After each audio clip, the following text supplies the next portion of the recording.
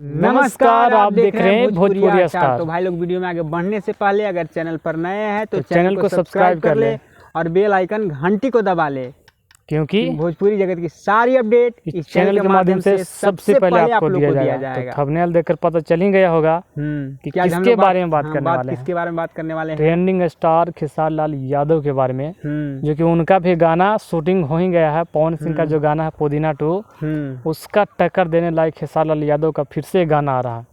तबला तो गाना सुने ही होंगे, कितना बवाल मचा दिया यूट्यूब पर।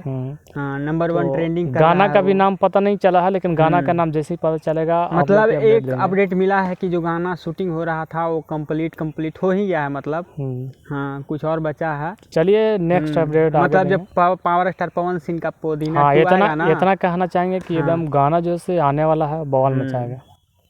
तो चलिए भाई लोग, मिलते हैं अगले वीडियो में। तब तक के लिए जय हिंद, जय भारत।